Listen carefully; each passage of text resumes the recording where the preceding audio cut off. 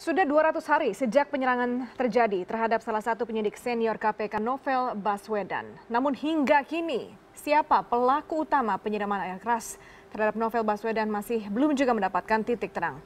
Kita bergabung langsung ke gedung KPK Jakarta untuk mendengarkan bersama pernyataan sikap pimpinan KPK terkait penyidikan kasus penyerangan Novel Baswedan. Nah, detailnya supaya saya tidak dominan bicara di sini, nanti bisa ditambah oleh teman-teman yang ada di sini. Jadi saya mengantarkan sesingkat ini, kalau terlalu lama bukan mengantarkan itu namanya. Nah, karena itu kami terima kasih atas perhatian teman-teman media untuk meliput ini sebagai bagian dari edukasi kepada masyarakat. Masyarakat berhak lebih tahu detail secara jernih mengapa kasus yang menimpa Novel itu sampai sekarang belum ada tanda-tanda yang lebih mencerahkan. Tapi berhenti sampai di hari 200 kedua ini. Saya minta izin Pak Agus, mungkin akan ada tambahan dari siapa, monggo. Pak Baudan, silakan. Ya, terima kasih. Jadi saya menambahkan sedikit saja bahwa kita tahu bersama bahwa kasus Novel itu sudah ditangani sekian lama ya, 200 hari. Rentang waktu yang cukup lama menurut kita yang seharusnya sudah bisa digunakan secara maksimal oleh aparat penegak hukum untuk mengungkap siapa pelaku kejahatan itu. Tapi apa sesungguhnya yang terjadi di dalam rentang waktu yang cukup lama, kita sangat prihatin karena tidak ada hal-hal yang bisa membuat kita percaya bahwa kasus ini bisa diselesaikan dengan tepat. Oleh karena itu, dalam diskusi tadi kita pada kesimpulan bahwa teman-teman yang terdiri dari penggiat anti korupsi, penggiat HAM, dan Prof. Mukhtar Polri Tinggi, Mbak Nana, Mas BW, dan yang lain-lain yang saya tidak sempat sebutkan namanya, pada kesimpulan bahwa mengusulkan kepada pimpinan KPK yang tadi dihadiri oleh Pak Agus, Ibu Basaria, dan Pak Laude, untuk bisa menyampaikan kepada Bapak Presiden untuk sesegera mungkin membentuk tim gabungan pencari fakta dalam kasus Novel. Kenapa ini perlu dilakukan? Karena kita melihat bahwa dalam rentang waktu yang cukup lama, ternyata aparat kepolisian tidak mampu berhasil mengungkap kasus ini. Dan kita khawatir kalau kasus Novel ini tidak pernah diselesaikan, tidak pernah diungkap, maka ini tidak menutup kemungkinan kasus-kasus ini terulang kembali. Tidak menutup kemungkinan mungkin akan dialami oleh pegawai-pegawai KPK yang lain dan para pimpinan KPK yang lain. Dan yang perlu kita ketahui bahwa penyerangan terhadap Novel Baswedan itu bukanlah penyerangan terhadap personality Novel Baswedan secara ansih, tapi itu adalah penyerangan terhadap pejuang-pejuang pemberantas korupsi, atau boleh kita sebut penyerangan terhadap lembaga KPK yang sedang giat-giatnya memberantas korupsi tanpa pandang bulu. Oleh karena itu, alhamdulillah teman-teman dan para pimpinan mungkin punya satu kesimpulan bahwa memang dibutuhkan ya, pembentukan gabungan pencari fakta untuk sesegera mungkin dilaksanakan. Saya pikir untuk dari saya itu dulu, dan teman-teman yang lain mungkin ingin menambahkan. Silakan Pak.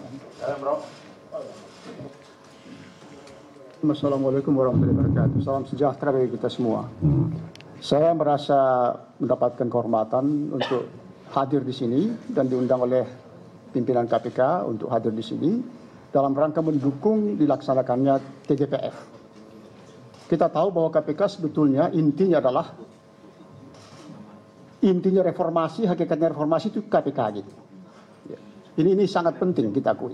Kalau tidak ada KPK yang integritasnya tertuang dengan bagus ke dalam undang-undang KPK itu sebagai sesuatu yang luar biasa, ya, dalam keadaan yang luar biasa, darurat itu, kalau itu tidak diindahkan, tidak dijalankan dengan sebaik-baiknya, reformasi mati juga.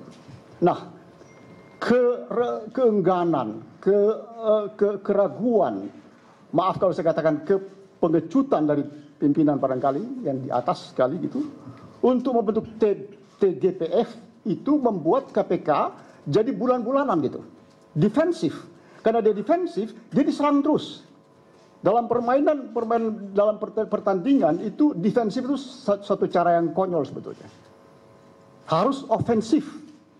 Kalau ofensif tidak akan ada, mungkin juga kasusnya apa namanya, kita menangkan kasusnya Setia Novanto juga, orang-orang pimpinan KPK juga tidak akan jadi bulan-bulanan gitu. Kalau kita ofensif, karena ofensif itu membuat lawan kita menjadi defensif. Gitu. Tapi karena kita defensif, ini yang jadi bulan-bulanan terus.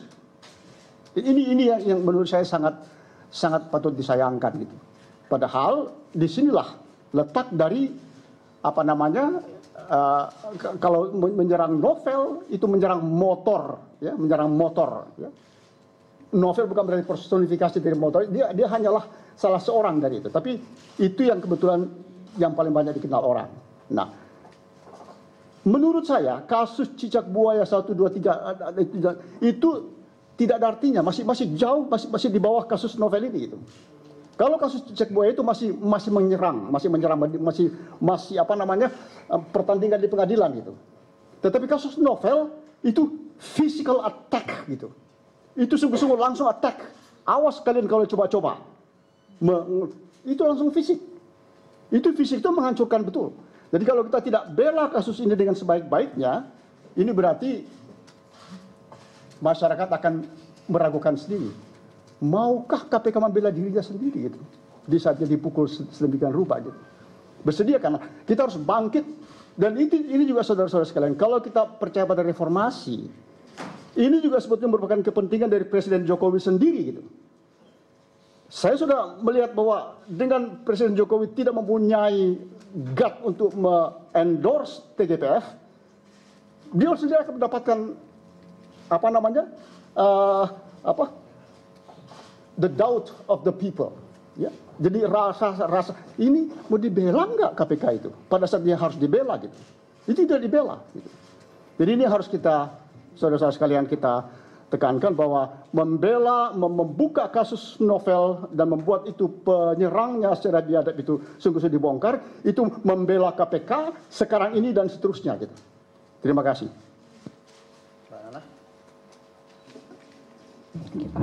Assalamualaikum warahmatullahi wabarakatuh. Saya ingin memberikan gambaran bagaimana suasana kami tadi di dalam, mungkin buat teman-teman yang ingin tahu. Yang hadir 3 pimpinan, Pak Laude datang, Ibu Basaria dan Pak Agus. Pak Laude Syarif tidak terlalu lama karena harus ada tugas yang lain. Diskusinya cukup lama teman-teman. Tadi kami masuk ke ruang rapat itu di lantai 15 jam setengah 12. Baru keluar kira-kira berapa? 10 menit yang lalu. Jadi hampir 3 jam. Diselingi makan siang. Diselingi break sholat.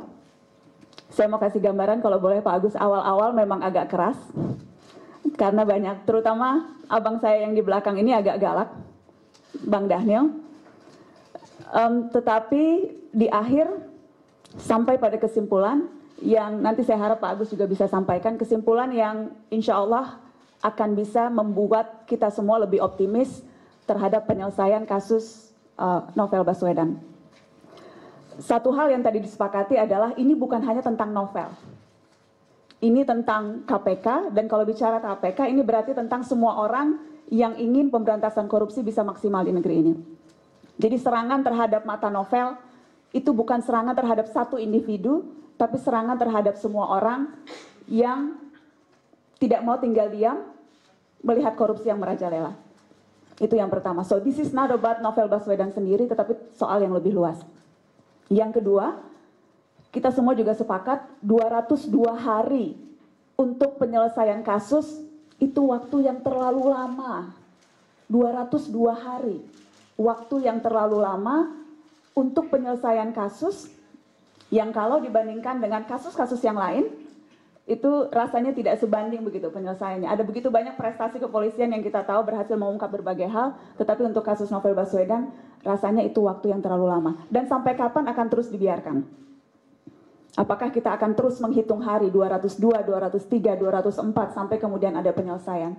Jadi itu dua hal yang disepakati. Pertama, bukan hanya tentang novel, tapi tentang KPK dan pemberantasan korupsi. Yang kedua, sudah terlalu lama menunggu. Yang bahkan Bang Novel Baswedan sendiri berulang kali mengatakan ia sudah pesimis, ia sudah merasa mungkin saja tidak akan ada penyelesaian. Dan kalau kita membiarkan ini tanpa ada penyelesaian, rasanya kami khawatir ini bukan hanya akan serangan terhadap novel, tapi juga serangan yang lain-lain. Saya ingin menutup dengan mengatakan yang tadi, alhamdulillah kita bisa mulai optimis, dan mungkin nanti Pak Agus bisa juga menjelaskan kenapa pertemuan yang panjang tadi diakhiri dengan kegembiraan, karena insya Allah akan ada titik terang. Begitu. Terima kasih teman-teman.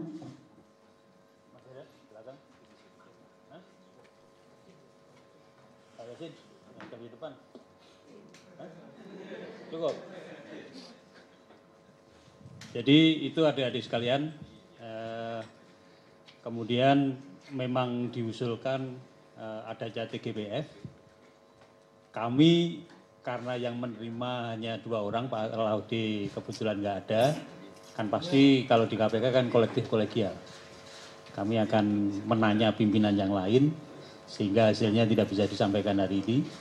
Jadi kami menanya pimpinan yang lain, seandainya pimpinan yang lain kemudian setuju, bisa aja kemudian KPK mengusulkan kepada Presiden untuk kemudian dibentuk TGPF. Gitu ya. Jadi mungkin begitu pertemuan hari ini. Mungkin tidak perlu tanya jawab. Untuk apa yang ditanyakan? Pak, perlu Pak. Hah? Perlu Pak. Kan akhirannya juga udah jelas. Oke, coba 3 orang aja ya. Dari mana? Bagus. Ya, Pak. Dari Kumparan terus Pak. Kompas terus. Jawab Bos, Pak. Kompasnya 1 aja. Yang 1 Tempo mana? Tempo nggak ada. Itu tadi kita saksikan live siaran langsung ke KPK, di mana pada saat ini terjadi press conference, lagi berlangsung sebuah press conference soal kelanjutan kasus penyiraman air keras terhadap Novel Baswedan. Beberapa orang, terutama ada Najwa Shihab yang memimpin sebuah gerakan di mana ia memberikan surat meminta agar segera dibentuk tim gabungan pencari fakta atau TGPF untuk segera mengusut kasus Novel Baswedan yang dianggap ini bukan penyerangan terhadap satu orang individu Novel Baswedan, tapi juga penyerangan terhadap sebuah lembaga yang memerangi korupsi, dan penanganan sudah berjalan terlalu lama. Kita akan harapkan apakah kelanjutannya akan berlangsung sesuai dengan harapan.